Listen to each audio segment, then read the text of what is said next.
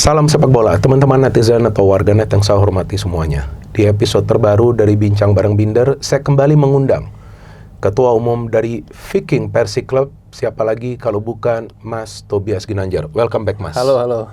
Terima kasih. Ketemu sebelum musim mulai ya. Betul, sebelum musim mulai dan sekarang walaupun belum pertengahan musim, tapi ada catatan sejarah nih dari Persib Bandung. Di awal musim ini, Mas, gue sempat mengatakan di platform ini dan juga di platform lain bahwa tim Persib yang sekarang ini dengan materi pemain yang mereka punya, dengan pelatihnya Boyan Hodak, dengan hubungan yang harmonis antara manajemen dengan pelatih, dengan pemain, dengan supporter, bahwa tim ini punya potensi. Potensi artinya kan peluang, ya Mas ya, untuk lolos sampai ke final. Ini kita bicara potensi, bukan kepastian. Nah, jadi ketika Persib ini bisa lolos dari fase grup, ya bagi gue ini memang sudah gue prediksi sebelumnya. Nah, yang gue ingin menanyakan kepada lo, apakah lo sebelumnya juga sudah pernah menduga atau mungkin memprediksi di platform lain, karena kita ketemu sebelum musim dimulai, setelah itu baru sekarang kita ketemu, bahwa tim ini memang udah pastilah atau kemungkinan besar akan lolos dari fase grup, bahkan sampai menjadi juara grup? Kalau diprediksi sudah, karena dari awal kelihatan bahwa manajemen Persib itu mempersiapkan klub ini memang untuk bertanding di level Asia. Terlihat dari perekrutan pemainnya tuh ya bukan pemain yang untuk sekedar kompetitif di liga gitu, tapi kan untuk bersaing di Asia tuh kan memang butuh level-level pemain yang memang di atas liga, bukan yang mengecilkan kualitas liga kita ya. Ya Tom Haye, Eliano kan sebenarnya untuk main di Liga Indonesia tuh ya dia udah level up lah. Betul. Dan pemain asingnya pun ya yang bermain sebelumnya memang yang sering main di level Asia seperti itu. Jadi memang kayaknya udah dipersiapkan banget untuk Asia, dan saya yakin ketika sudah lolos pasti manajemen akan nambah pemain yang untuk mempersiapkan untuk di 16 besar nanti. Ya, ini menarik yang baru lu katakan akan menambah pemain, karena sekarang kan rumornya kenceng banget nih tentang Joey Pelupessy, bahkan Mas Aditya juga mengatakan di doorstop jangan-jangan yang dirumorkan Joey Pelupessy yang datang Martin Paes. Nah itu gue kaget juga. Gue ada informasi yang nanti gue share offline, jangan di sini nanti ramai kayak soal Justin Hubner nanti. Gue akhirnya di roasting. Padahal kan dia memang ada dideketin, ya gak jadi, itu kan hal yang beda. Cuman yang menarik yang tadi baru lu katakan bahwa akan kemungkinan tambahan pemain baru itu juga sudah dikatakan oleh manajemen. Nah, lu ngelihat dari skuad yang sekarang sudah ada dengan materi pemain yang sekarang sudah ada, kira-kira kekurangannya di sektor mana nih? Ya tengah pasti ya, karena kan yang ada sih sudah cukup bagus, Klok, Lucho, terus Tom Haye. Cuman kan untuk bermain di dua level kompetisi kan perlu ada kedalaman squad yang lebih ini lagi, apalagi udah lolos ke 16 besar. Kan kita nggak tahu tiba-tiba mendekati 16 besar ada yang cedera atau ada yang apa yang memang tengah ini vital. Dan ya mungkin pengganti William ya, yang sudah dinyatakan sudah benar-benar out, yang memang bisa menjadi pembeda lagi di saat skema Persib mungkin tidak berhasil gitu. Ini lu kan baru sebut nama William. Masih ingat gak waktu yang terakhir lu datang di bawah kita ngobrol offline nih? Masih ingat gak? Masih. Ya kan? Jadi teman-teman, Mas Tobi ada mengatakan pada saat itu kepada saya, wah Bung nih soal William gimana nih? Benar ya? Masih ingat kan? Ya, pada saat itu gue mengatakan ya percaya aja lah kepada Boyan Hodak. Seharusnya Boyan bisa lah mengontrol ini pemain. Ternyata kejadian, Mas. Artinya apa yang lu sebelumnya mikirin, ini kan lu kan mikirin, lu agak khawatir nih, Bung kayaknya nih agak berat nih. Bisa kejadian. Nah, sebetulnya cerita dari William ini kenapa sih? Apa yang membuat Boyan itu sampai kecewa? Bahkan kalau menurut gua mungkin gua salah. Kalau gua salah silakan koreksi. Sampai kelihatan marah di konferensi pers pada saat itu setelah melawan Lion City Sailors. Apa yang lu dengar sebagai orang yang memang dekat dengan manajemen kan? Saya sih tidak punya info A1 kenapa ya maksudnya, tapi kira-kira ini hanya asumsi. Kan dari track recordnya kan memang ada masalah di Arema kan tadinya. Cuman ya entah masalahnya apa, pindah ke Persib artinya kan banyak orang yang yang meragukan atau yang khawatir, wah ini jangan-jangan pribadinya bad attitude. Tapi kan ternyata baik oleh pelatih, oleh manajemen diyakinkan bahwa tidak seperti itu kan, makanya dia direkrut. Tapi kalau saya lihat respon Bojan dan dari konferensi persnya, kayaknya Bojan itu tidak melihat progres dari William. Dalam arti kata bukan karena dia pemain yang tidak bagus, tapi musim ini kan Persib mainnya skema banget, Bung. Bukan kayak musim kemarin yang kayak mengandalkan Magic, Ciro, Tyron atau David gitu. Sekarang tuh kan memang skema. Kayaknya William tuh tidak mau berubah mengikuti skema yang diinginkan pelatih. Jadi dia kayaknya berkreasi ingin menciptakan magicnya aja gitu. Padahal Bojan nggak butuh itu. Mungkin seperti itu sih kayaknya. Maka itu yang gue ngelihat juga sekarang yang mulai berubah. Walaupun nih baru 2 match terakhir Bergwinho. Ya. Bener gak sih? Persis. Ya kan persis seperti itu. Dia sekarang mulai berubah. Nah, lu ngelihat Bergwinho ini pemainnya seperti apa? Dia kasih assist nih sebelum ini, dan melawan Borneo FC juga sebelumnya dia bermain cukup baik ya. Walaupun ada beberapa kali itu instruksi dari pinggir lapangan balik.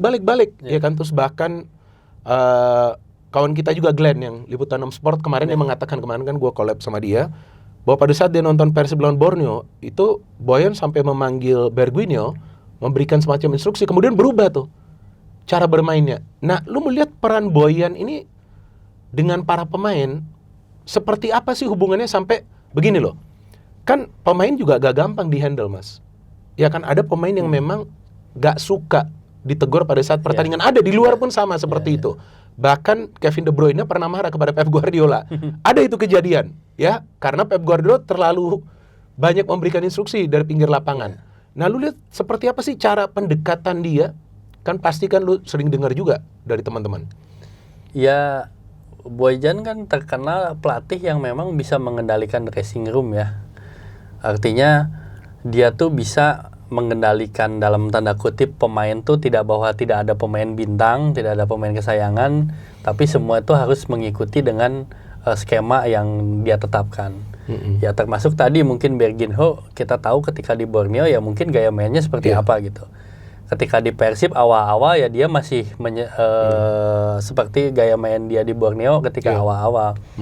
Makanya mungkin ketika konferensi pers William sampai dalam tanda kutip dipulangkan, artinya kan itu shock terapi buat seluruh pemain bahwa ya di Persib kalau tidak mau mengikuti skema yang sudah ditetapkan ya kalian siap-siap aja pergi gitu kan. Makanya Bergwinho ya dia mungkin masih ingin di Bandung, makanya menyesuaikan gitu. Iya, bahkan tapi itu efektif, Bung. Setelah terjadinya William itu Ramon langsung cetak gol.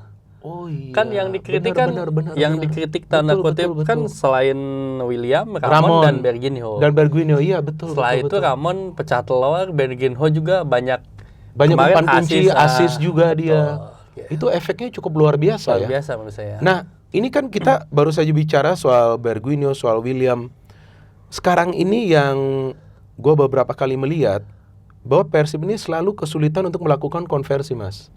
Ini bisa dilihat juga dari statistik dalam beberapa pertandingan terakhir. Bahkan melawan Borneo FC juga peluangnya banyak banget. Melawan Land City Steelers jauh lebih banyak. Melawan Madura United juga banyak banget. Oke lah, memang bisa mencetak sampai 4 gol. Lawan Bangkok apa lagi? Banyak banget, sampai ada 9 peluang on target. Apa sih sebetulnya kalau dari sudut pandang Mas Tobi, what's the problem of finishing gitu? Karena finishing itu kan oke lah kalau kiper memang lagi on fire, ya itu mungkin 1 match atau 2 match. Tapi ini kan sudah keseringan nih. Kalau dari sudut pandang Anda, apa yang membuat para pemain, ya khususnya nih yang bermain sebagai target man nih, Ramon, Jung, William Barros kan masuknya dari wing. Nah, Barros, Jung dan juga Ramon kadang-kadang sulit melakukan finishing. Bahkan Barros sudah 2 kali loh miss penalti. Ya ini kan sebenarnya sudah diakui dari awal oleh Kang Adit ya. Waktu saya pernah interview dengan podcast juga Viking dengan dia. Jadi diakui bahwa masalah Persib itu mengkonversi ke sepertiga lapangan jadi gol gitu. Oke. Dari awal seperti itu, makanya pada saat itu Jung belum datang tuh, makanya mendatangkan Jung, mendatangkan ini kan untuk seperti itu. Tapi menurut saya ya ini masalah waktu aja sih, karena kan Ramon yang dikritik sudah mulai cetak gol 2 pertandingan terakhir, dan ya mungkin nanti bisa benar atau bisa tidak, ya mungkin salah satu pengganti William nanti adalah yang untuk bisa menunjang untuk mengkonversi menjadi gol mungkin ya. Iya. Goal getter lah kemungkinan yang akan dicari ya. Karena memang dengan begitu banyak peluang, kalau itu hanya 1-2 pertandingan itu mungkin adalah hal yang wajar. Tapi kalau ini berlarut-larut, apalagi nanti lawan tim yang benar-benar kuat, itu pada saat counter tuh bisa kena seperti ya Lion City Sailor sebetulnya sih cuman main long ball. Ini satu hal lagi yang menarik nih, Mas, yang gua ngelihat bahwa lini tengah dari Persib ini sebelumnya Boyan banyak melakukan rotasi dengan adanya Adam Alis, dengan adanya McClough, Luciano, dan tentunya Tom Hay. Bahkan awalnya kita melihat Luciano dengan Hay atau dengan Clough ini gak jalan sebagai unit, mainnya lebih individu. Cuman gua ngelihat setelah pertandingan melawan Bangkok United yang menang di Bangkok tuh 0-2, setelah itu cair banget ini permainan mereka. Bahkan kalau kita lihat, Tom Hay ini sudah betul-betul lebih fokus di sepertiga lapangan bagian penyerangan. Paling-paling dia turun sampai tengah. Tapi Clough dan Luciano ini saling mengcover, sesekali naik ke depan. Nah, ini kombinasi permainan di tengah yang sebelumnya dalam 2 musim terakhir yang Boyan sebelumnya pegang, gak gue lihat. Nah, ini formula yang menurut gue bisa membuat lini tengah dari Persib ini solid. Nah, lu ngelihat dengan ada ini trio di tengah, apakah ini memang trio yang sudah ya istilahnya dipatenkan nih oleh Boyan Hodak nih? Memang Adam Alis memang lagi cedera, tapi ini kelihatannya nih sudah dipatenkan nih sama dia. Udah enak banget nih movementnya dari tengah. Sepertinya begitu sih, karena kan awal-awal kita lihat masih agak nggak nyetel ya.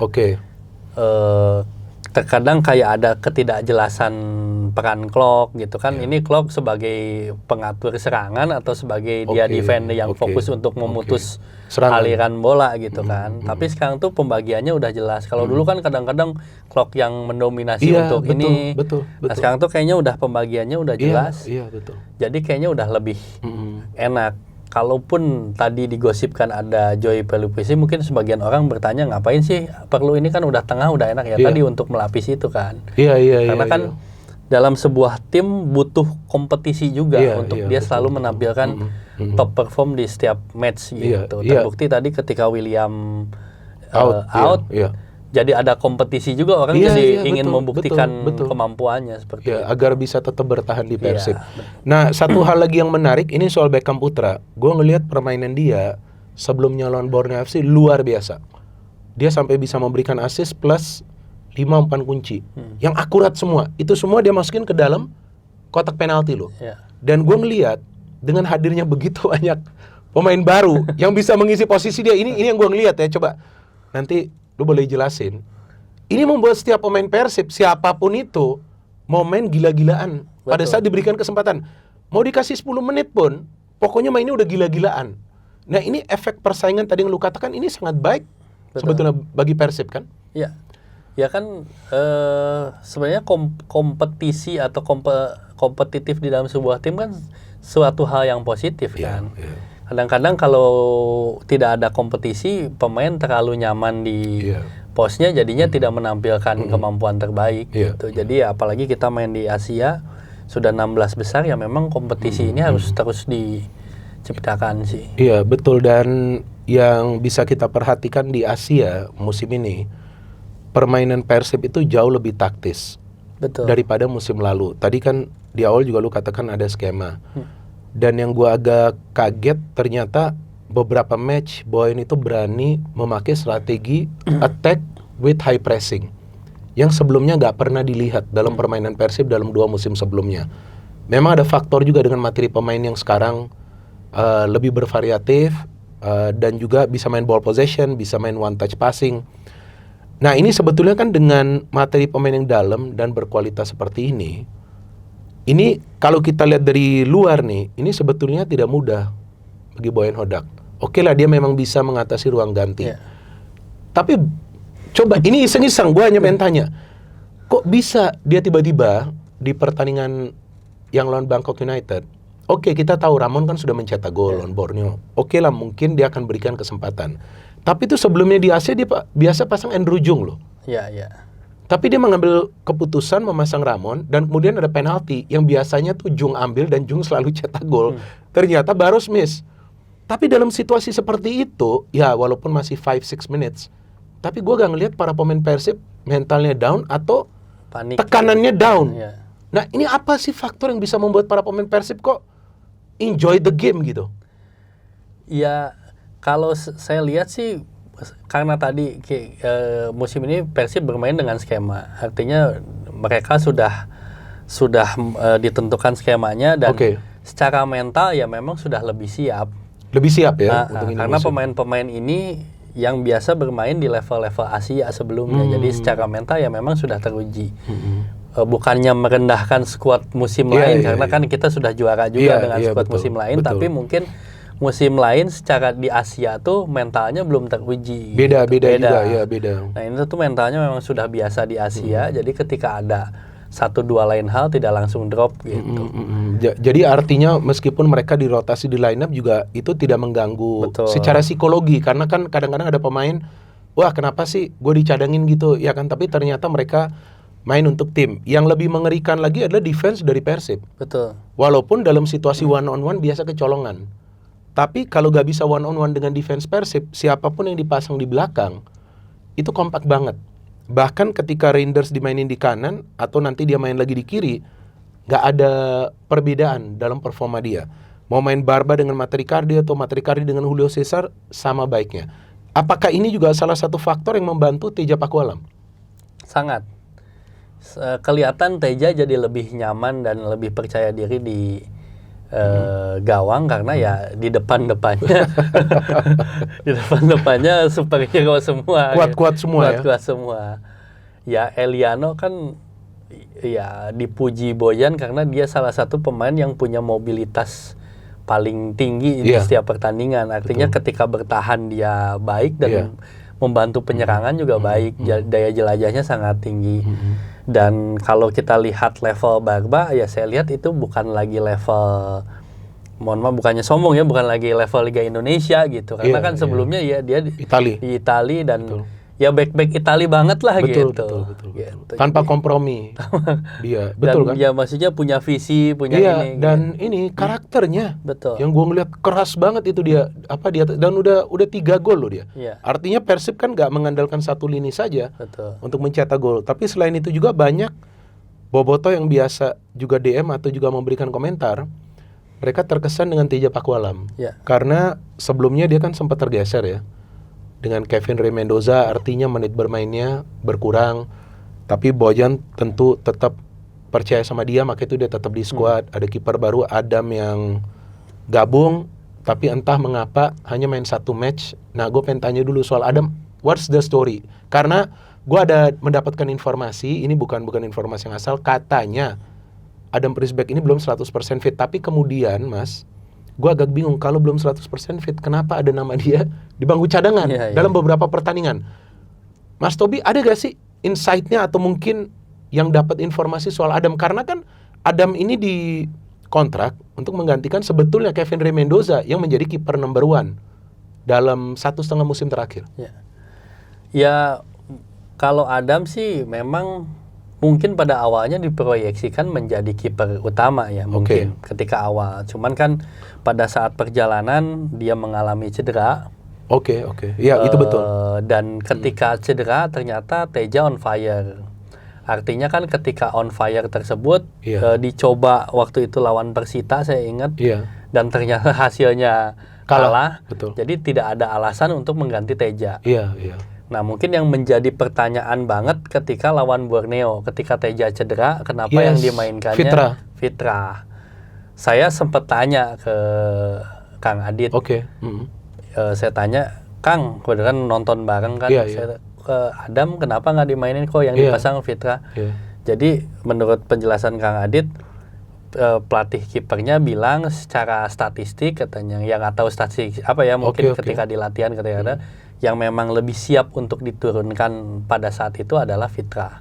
Oh, tapi kan begitu. terbukti ya Fitra juga Bagus juga. bagus gitu. Bagus. Kalau yang gol kita nggak bisa menyalahkan Ya, dia karena dia udah one on one, pemain One-on-one. tim lawan biasa Ya. lebih dalam posisi yang lebih menguntungkan. Betul. Artinya dia dikasih kesempatan main lawan tim peringkat 1, dia bisa menunjukkan kan, Iya. artinya intuisi pelatih kiper tuh emang betul Betul, gitu. bener dia. Gitu. Iya. Nah, Itu penjelasannya. ini satu hal positif lagi nih Mas yang gua mau diskusi bahwa ini kalau yang gua ngelihat dari luar, ya kan? Karena ini sudah mungkin 1000 kali gua katakan ini Triple B ini bukan artinya Bung Binder Boboto. Binder bukan Boboto, ya kan? Ya kan? Jadi gua ngelihat bahwa manajemen Persib itu siapapun pelatihnya lah. Ini yang gua ngelihat dari sebelum-sebelumnya juga dari musim ke musim. Mungkin kalau gua salah boleh dikoreksi. Manajemen itu gak pernah intervensi Ya. ke pelatih. Karena ya ini Indonesia lah kita tahu. Itu kan kiper juga gak murah. Ya. Adam Ya. lawan tim peringkat 1, iya kan? Ya. Kan ya ketar-ketir juga. Ya. Gua aja kaget Fitra Maulana. Iya, semua orang pasti bertanya. Nah, kaget. Tapi ini yang gua ngelihat bahwa manajemen Persib ini ya sampai yang gua tahu bahwa gak mengintervensi pelatih. Itu juga menurut gue yang membuat Boyan bisa bekerja dengan tenang. Gimana Betul. menurut lo? Sepakat, karena kalau manajemen banyak intervensi, pelatih sebagus apapun tidak akan Iya. bisa menunjukkan kemampuannya. Dan kredit poin juga untuk Persib saat ini sekarang tuh udah banget mengandalkan statistik. Oh, sekarang ini Sekarang apa? ini. Mereka ada apa? Sport Ya, science kalau atau apa? saya ngobrol-ngobrol sih sudah ada kayak, saya juga nggak paham teknisnya Oke, tapi oke. mereka sudah sangat menggunakan Oh. statistik gitu.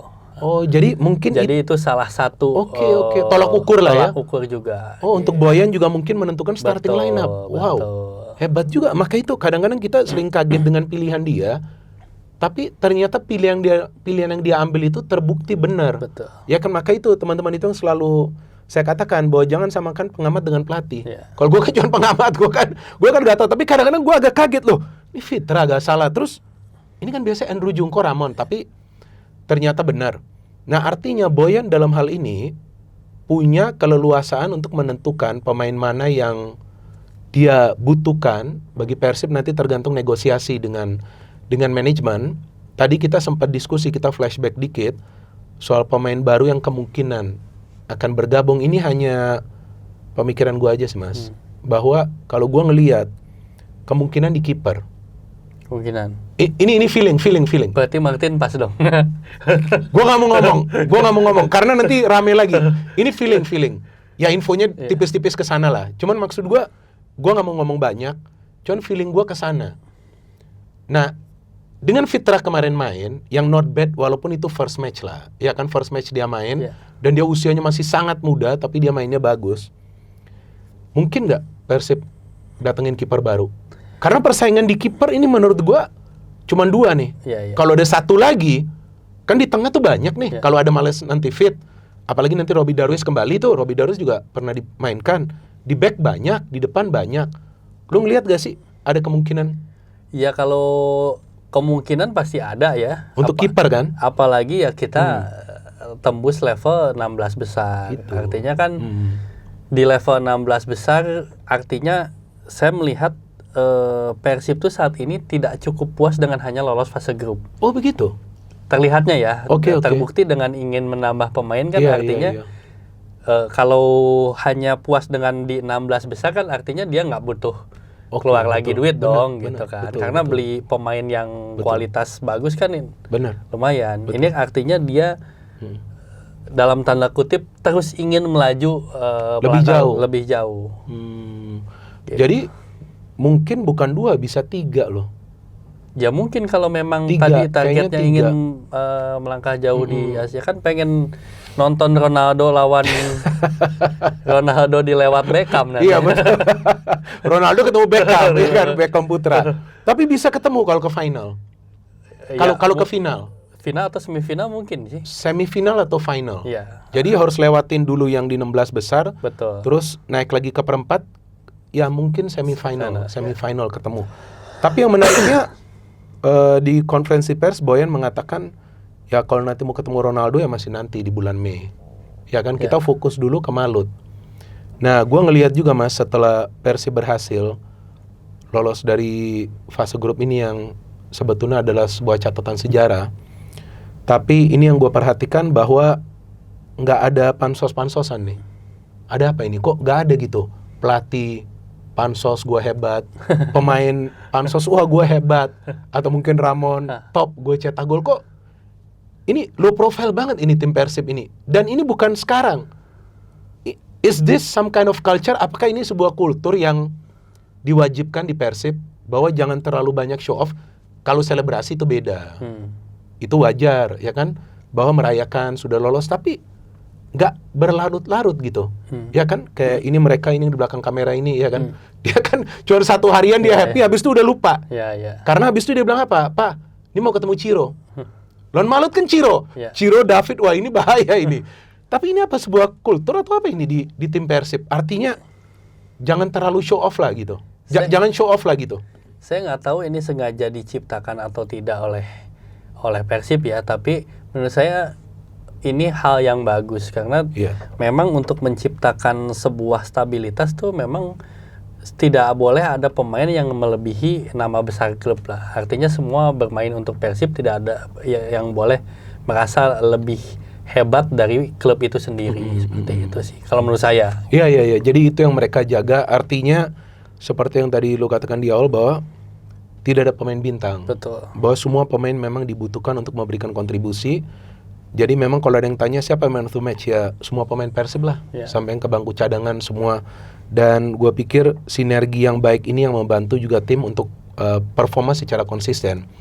Nah, kembali lagi ke ACL 2. Ini kan kita tadi berbicara soal 16 besar. Memang kita belum tahu nih ketemunya tim mana. Nanti undiannya akhir bulan nih, pada tanggal 30 Desember ya, kalau nggak salah. Kan ada klub dari Korea, ada dari Vietnam, dan ada dari Thailand. Ya mereka juga bagus-bagus, kuat-kuat. Kalau sebagai supporter, from supporter POV, point of view, pengennya ketemu tim mana agar, ya ini kita tidak mengatakan agar Persib pasti menang, kan nggak ada yang pasti dalam sepak bola. Tapi kira-kira dari teman-teman supporter dan juga dari Mas Tobi, condongnya ke tim mana nih ketemunya nanti di 16 besar? Kalau saya sih dari sudut pandang supporter, kalau nggak Ratchaburi, kalau nggak Hanoi. Ini yang Vietnam? Oke. Kenapa? Pertama, dari segi mobilitas Bobotoh bisa away, lebih sangat memungkinkan.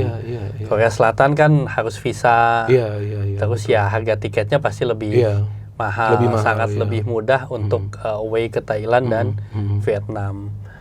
Dan mungkin secara matematika tim Korea itu kan lebih jauh lebih kuat. Artinya takutnya Persib belum bisa mengimbangi lah. Jadi saya sih akan senang kalau ketemunya dari Thailand atau Vietnam. Iya, dan juga bisa traveling ke sana. Yang waktu di fase grup kemana aja? Luar negeri? Semua berangkat. Semua? Malaysia, Thailand, Malaysia, Singapura. Oh, pergi. Berapa banyak sih yang berangkat dari Bandung? Paling banyak waktu Malaysia. Karena dekat juga. Ya, itu hampir. Dan ada flight langsung ya? Flight langsung banyak. Dari Bandung kan? Dan banyak Bobotoh yang stay di sana juga. Yang stay di Malaysia juga kan? Oke, ini yang setelah selesai lawan Bangkok United, ada berita yang baru saya baca semalam.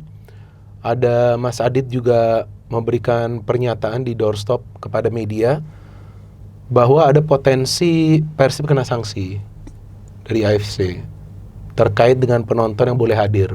Ini masih potensi kan, belum ada berita resmi. Jadi gue mengatakan potensi karena yang tidak kelihatan di TV setelah pertandingan selesai, tapi ternyata ada flare yang menyala lah, ya kan, flare yang menyala. Jadi kemungkinan hanya 50% yang dibolehkan kapasitas diisi, atau kemungkinan tanpa penonton. Nah tentu mau 50% kah? Ya apalagi nanti tanpa penonton, itu tentu akan merugikan, baik secara finansial atau juga dari segi dukungan bagi para pemain. Karena yang gue lihat lawan Bangkok itu, sebelumnya kan ada kawan-kawan nanya, nih gimana lawan Bangkok? Dan gue bicara juga dengan orang Persib lah, di dalam Mas Adi yang marketing. Itu hari ada telepon untuk urusan lain. Terus gue nanya, Mas, ini lolos gak nih lawan Bangkok? Ini kan perlu imbang. Dia bilang ya harusnya sih lolos. Menurut Bung gimana? Gue bilang kalau perlu 30.000 GBLA. Kenapa? Gemeter itu pasti kaki pemain. Dan memang kelihatan seperti itu. Nggak bisa kasih bola ke depan, udah kagok duluan dengan berisiknya stadion. Yang gue pengen nanyakan, Mas, kan tentu dong sebagai ketua umum selalu memberikan edukasi kan kepada supporter. Jangan melakukan hal-hal yang berpotensial menyulitkan atau merugikan klub. Nah, ini kenapa masih terulang gitu? Saya sih berharap potensi itu tidak terjadi ya. Oke, walaupun menyalakan flare itu bagian dari euforia. Betul. Itu kalau menurut gue wajar ya karena celebration. Oke. Potensi itu tidak terjadi dan memang tugas saya, tugas teman-teman supporter untuk terus mengedukasi. Kalau kemarin tuh kejadiannya memang menurut saya murni karena ketidaktahuan.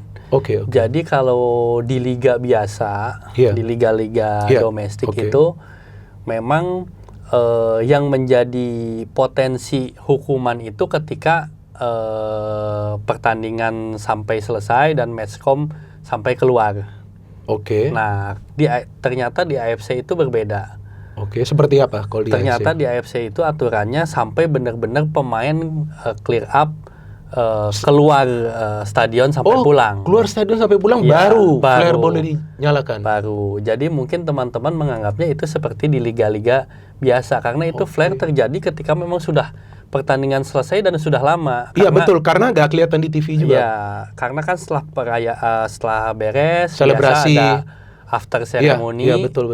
Dan itu after ceremony-nya nggak langsung ada flare tuh. Jadi masih kita nyanyi lagu Anthem We Are Still Behind You. Setelah itu ketika pemain keliling mau menuju itu baru ada flare. Ya menurut saya itu bukan karena kesengajaan ingin menyebabkan Persib didenda, tapi karena ketidaktahuan. Jadi itu tugas tugas saya, tugas semua untuk memberitahu bahwa AFC itu berbeda aturan mainnya. Dan gue juga baru tahu. Iya. Bahwa berbeda sampai pemain clear up ya itu lama dong. Lama ya kan udah gak akan menyalain flare juga. Kayaknya kemarin tuh udah 20 menitan setelah. Jadi udah lama. Kalau di liga domestik tuh udah gak masalah. Tidak ada masalah. Karena tidak dinyalakan selama menit bermain. Iya, gitu. Jadi tapi itu tidak boleh terulang lagi. Dan kita sih berharap tidak ada hukuman ya, dan mudah-mudahan AFC juga paham bahwa ini murni ketidaktahuan. Jadi mudah-mudahan karena ya salah satu faktor Persib bisa seperti ini juga faktor dukungan Boboto yang luar biasa di stadion seperti yang tadi Bung bilang. Betul. Kalau sampai dihukum 50% apalagi tanpa penonton jelas-jelas ya atmosfer semangatnya pasti akan berkurang ke pemain gitu. Iya, dan bukan cuma waktu lawan Bangkok, Mas, waktu lawan Borneo juga gitu. Waduh. Itu luar biasa. Itu benar-benar ya kan penuh itu. Nah, tapi ada satu hal nih, Mas. Ini saya jadi gak buat-buat, ada DM, saya mau jadi gak biar kelihatan bukan saya buat-buat, tapi saya mau tunjukin Mas Tobi juga. Nah, ini dari Boboto dan ini bukan satu ya. Tapi ada banyak ini biasa yang masuk karena kan Mas Tobi di sini. Saya mau tanya sebagai ini. Oke. Nah, ini Mas. Bung, tolong kritik manajemen. Nih, jadi benar ya. Bung, tolong kritik manajemen Persib tentang stadion GBLA. Nah, gue juga ngelihat lapangan tuh kacau banget. Sudah pernah berdiskusi gak dengan manajemen? Sudah pernah. Makanya kan sebenarnya kualitas rumput sudah sangat diperbaiki ya. Karena begitu. Kan tadinya kan Persib itu latihan pun di Stadion GBLA. Sekarang sudah terpisah. Nah, ketika latihan di GBLA, si kualitas rumputnya jadi kurang layak lah. Karena ternyata rumput itu harus istirahat, harus makanya tidak bisa dipakai harian. Makanya sekarang sudah ada lapangan pendamping. Nah, itu kan salah satu upaya supaya kualitas rumputnya terjaga.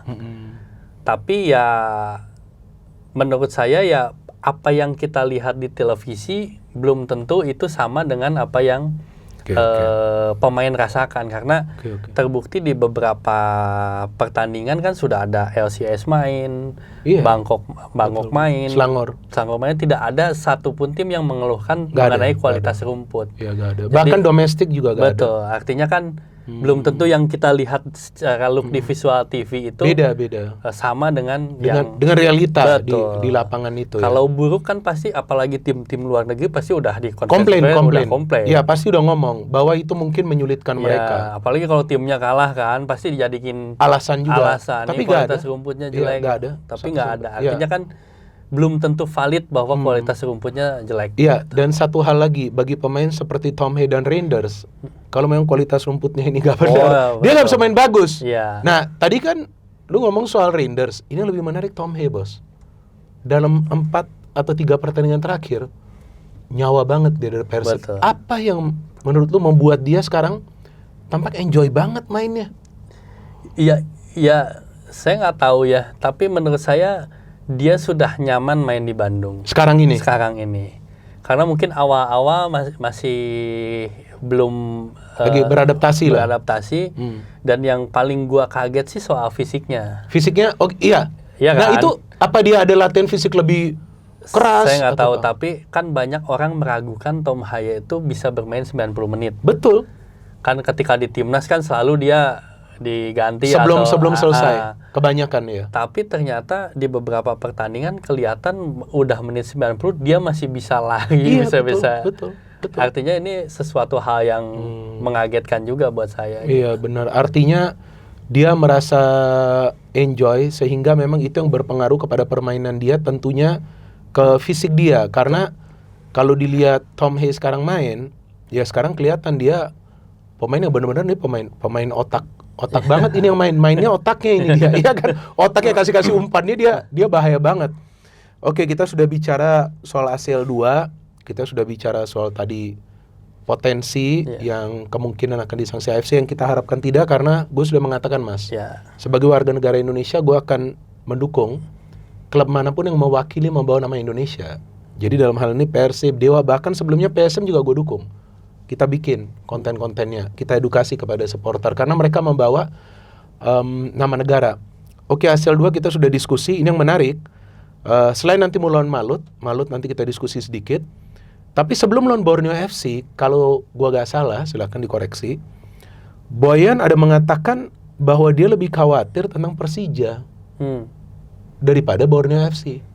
Dan ternyata memang lawan Borneo FC, Persib mainnya bagus banget. Borneo berat sekali menciptakan peluang, bahkan cuma 2 peluang on target, 1 gol. Apa yang membuat Boyan, faktor apa yang membuat Boyan khawatir tentang Persija, padahal pertandingannya masih nanti di bulan Januari? Ya mungkin pada saat itu momentumnya kan sebelumnya Borneo tuh sudah 11 kali menang tanpa 1 kali pun seri dan kalah. Kalah sekali lawan Bali sebelum lawan Persib. Ya, sebelum kalah kan 11 kali menang. Iya, kan? betul. Nah, mungkin ketika saat itu momentumnya Borneo tuh baru sekali mengalami baru pertama kalinya kalah. Nah, kan secara hitung-hitungan biasanya di sepak bola tuh kalau udah sekali kalah tuh kayak trennya grafiknya tuh turun dan agak susah naik lagi. Benar.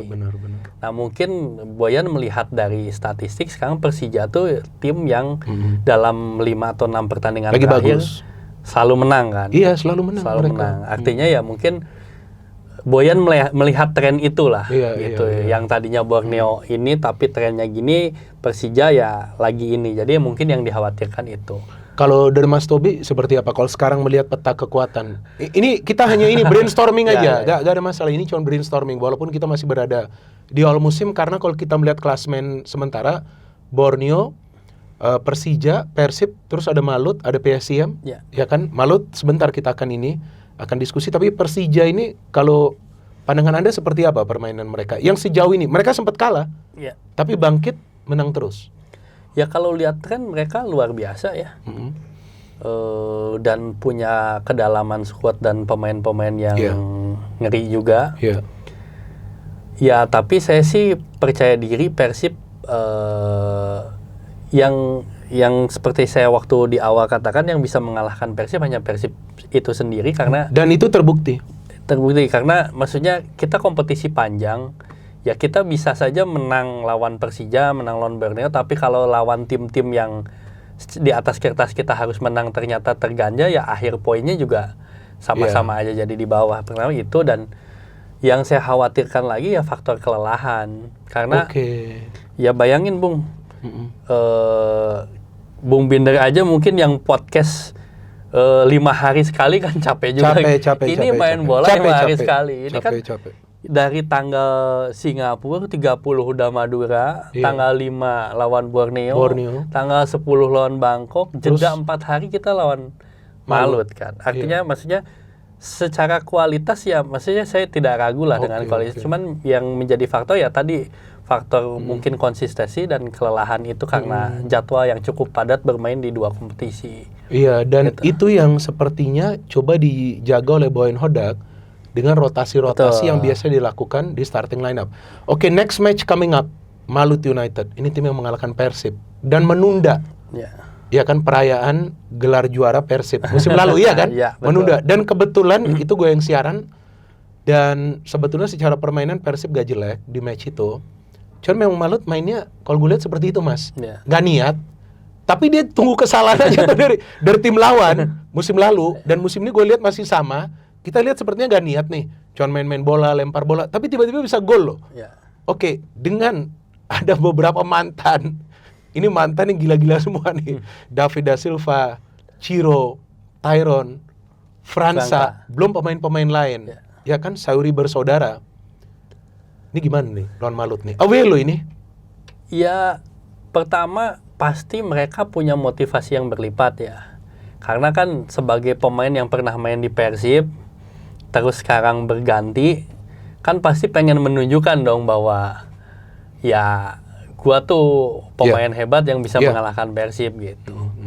Pasti saya yakin motivasi pemain-pemain seperti Ciro, DDS pasti motivasinya berlipat lah kalau ketemu Persib itu kan pasti juga akan menyulitkan.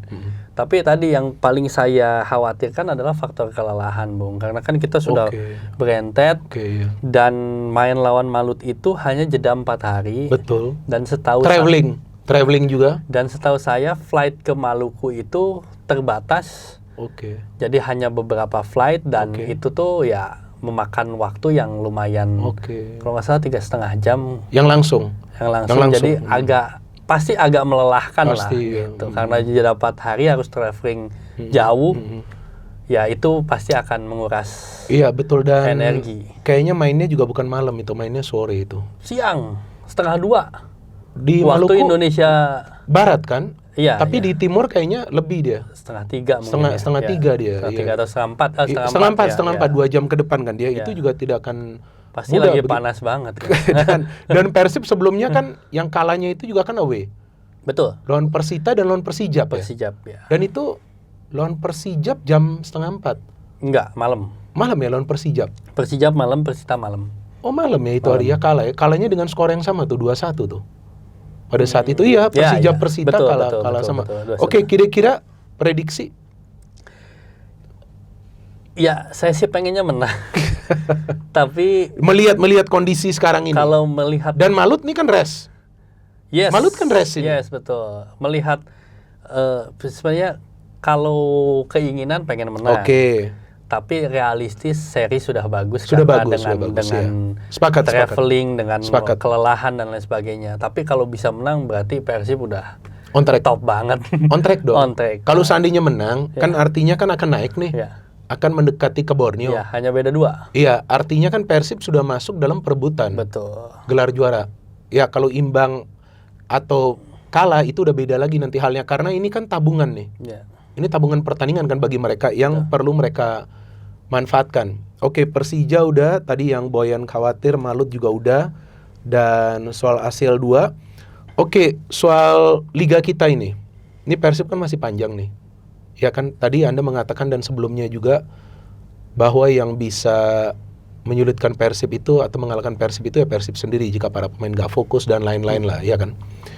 Kalau sekarang Anda melihat bahwa dengan jadwal yang padat, dengan nanti akan main di round of 16 dan tentu Anda sebagai supporter ingin Persib melangkah lebih jauh, Anda mendapatkan informasi gak sih soal bagaimana latihan fisik dari para pemain Persib? Karena kalau saya melihat sekarang, palingan yang kelihatan kelelahan itu Bergwinho dan kadang-kadang si Andrew Jung. Kadang-kadang hanya ini 2 pemain. Tapi pemain yang lain kayak belum makan 3 hari tapi harus main dulu baru makan. kayak gak ada capeknya gitu. Ini efek apa? Ini kemungkinan latihan ini, latihan fisik. Ini beda loh, ini beda. Persib musim lalu kadang-kadang kita melihat agak berat, tapi sekarang kenceng banget dan bisa main high pressing loh Persib. Anda ada mendapatkan informasi gak sih? Ya kalau saya lihat di sosial media di apa kan sempat beberapa kali dalam tanda kutip pemain kan kayak disiksa. Ada ya? Ada sering. Jadi kayak ada sesi yang memang khusus latihan fisik. Gitu. Oke. Ada kalanya sesi menyiksa pemain dengan latihan fisik di push to the limit lah. Di push to the limit. Ada kalanya memang ya menjaga kekompakan dengan fun apa segala macam dan itu kayaknya berimbang. Jadi jadi ya itu pas banget terbukti ya sekarang ya Tom Haye bisa main sebelum 90 menit. Betul. Dan Eliano juga daya jelajahnya gila. Betul. Ya itu keberhasilan tim pelatih sih dalam meramu latihan fisik juga ya Mas ya. Oke. Ini kita bicara soal pelatih. Boyan Hodak nih tahun depan bulan Mei expire nih kontraknya. Sebelumnya dia dirumorkan kemungkinan menjadi salah satu kandidat yang melatih timnas, tapi ya ternyata kan terbukti enggak kan karena enggak ada panggilan juga dari PSSI. Ya mungkin itu juga ada obrolan di dalam lah, tapi kan ternyata kan enggak dipanggil. Ini kurang dari 6 bulan loh kontraknya akan expire. Nah Anda dari POV supporter harapan Anda seperti apa terkait dengan Boyan Hodak?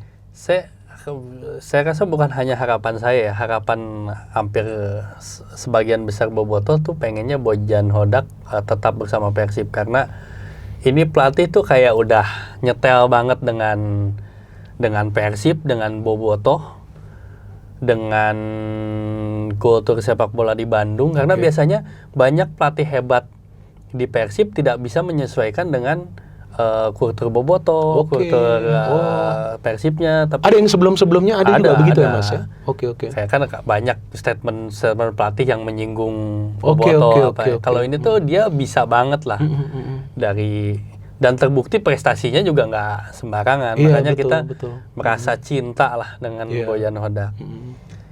Yang menjadi kekhawatiran kita ya kalau lihat dari riwayat sebelumnya memang Boyan Hodak tuh biasanya hanya 3 tahun. Oh, dari ini saya belum mempelajari begitu ya. Saya juga tidak mempelajari, cuman saya ngobrol dengan beberapa teman. Artinya tidak lama lah. Punya biasa. POV ya di beberapa klub sebelumnya tuh Boyan tuh 3 tahun cabut kayak cari suasana baru lah, cari pengalaman baru. Nah, mudah-mudahan di Persib tidak gitu. Iya. Itu yang menjadi kekhawatiran sebagai sebagian besar bos karena ada riwayat seperti itu. Oke, nih kita sudah bicara soal ACL 2, soal Liga, soal Boyan Hodak. Ini ada satu hal yang menarik nih Mas, yang banyak juga saya gak perlu tunjukin lah, karena banyak juga yang DM, yang soal yang lagi viral ini, Mas. Oh, yang ujaran kebencian dan juga rasisme terhadap suku Sunda dan juga Viking. Nah, ini banyak sekali yang kirim. Ya, gue sih agak bingung aja. Bingungnya kok ada seorang yang seberani, senekat gitu. Karena itu berpotensi memecah belah kita sebagai bangsa. Gimana menurut lu? Itu berpotensi banget. Walaupun sudah ada klarifikasi dan apa-apa. Kenapa gue menanyakan ini? Karena baru aja gue lihat postingan sebelum lu datang. Baru bahwa ada laporan kepolisian yang dibuat oleh Viking Persib Club. Betul. Anda ikut juga?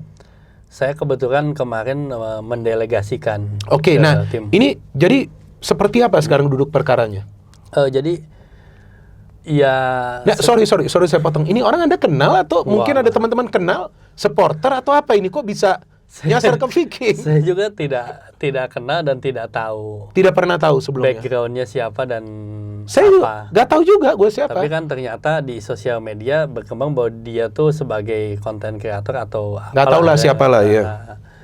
Tapi intinya adalah bahwa ya menyinggung suku, agama, ras itu kan sangat sensitif ya negara kita kan. Betul. Kita pernah punya sejarah negara ini bertikai karena urusan etnis, urusan suku gitu. Jadi bercanda soal beginian tuh tidak main-main gitu.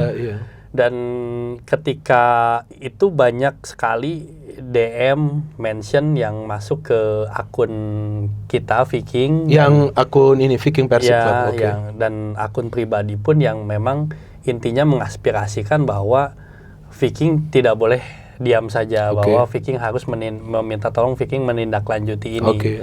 Jadi kemarin kita laporan itu sebagai tindak lanjut dari aspirasi teman-teman Viking dan ya Viking itu kan mayoritas banyaknya suku Sunda yang memang juga tersinggung dengan pernyataan itu. Jadi ya kemarin ya kita memfasilitasi keinginan dari teman-teman untuk melaporkan itu supaya ya ada pertanggungjawaban dari yang bersangkutan seperti itu. Itu dilaporkan ke Polda Jabar. Polda Jabar. Terus Subdit Cyber. Waktu dilaporkan apakah sudah ada pihak lain yang melaporkan atau baru Viking yang pertama? Ternyata ketika kita melapor ternyata sudah banyak laporan. Oh, sudah banyak. Sudah banyak. Ya dari aliansi masyarakat Sunda, dari ya pastilah mereka juga tersinggung kan. Tapi mungkin dari legal standing saya juga kurang paham. Belum tahu, saya juga nggak tahu ya. Kata kepolisian dari legal standing memang Viking yang paling punya legal standing karena di video itu memang disebut langsung juga. Oh, jadi Viking yang punya legal standing untuk melaporkan itu? Iya, karena kan disebut Viking. Iya, itu dengan jelas disebut. Dan Sunda gitu. Jadi kan ya udah spesifik lah gitu. Ya, karena Viking ini kan kelompok supporter. Ya, kan? Seperti itu. Dan sebenarnya nggak perlu kita seperti itu juga. Tidak perlu. Tidak perlu juga. Tidak produktif juga. Iya, tidak produktif juga. Ya kan lebih baik kan seperti ini kan kita ngobrol ketawa-ketawa ya kan. Enak kan kita ngobrol seperti ini ya kan. Habis itu berteman ya kan. Lebih banyak networking yang kita punya. Ya oke teman-teman sudah selesai. Ini kalau nggak 2 jam nih. Ya kan ini kalau nggak 2 jam nggak habis nih kita ngomongin Persib. Oke jadi Mas seperti biasa sebelum selesai selalu gue minta narasumber yang hadir untuk menyampaikan pesan-pesan ke kamera terkait dengan klub Anda, terkait dengan supporter, terkait dengan sepak bola Indonesia, timnas atau liga terserah. Silakan ke kamera Mas. Buat seluruh pencinta sepak bola khususnya Bobotoh tetap kawal dan jaga Persib dengan terus mendukung Persib dan jangan sampai berbuat hal-hal yang dapat merugikan Persib seperti kemarin ada flare dan lain sebagainya. Dan kita juga minta dukungan nih kepada seluruh pecinta sepak bola, bukan hanya pendukung Persib, karena Persib sudah tampil di 16 besar, membawa nama Indonesia, mudah-mudahan bisa melangkah lebih jauh, sehingga sepak bola Indonesia bisa lebih mendunia dimulai dari Asia. Iya, betul-betul sekali, karena ranking kita naik, yang koefisien di AFC Liga. Oke, ini sudah selesai, sekarang seperti biasa ikutin slogan channel ini, ini sudah viral juga slogannya, sambil-sambil salat Mas, no hate, no hate, no politics, only football, salam sepak bola. Salam sepak bola. Wah, mantap ini. Thank you, Bu. Thank you.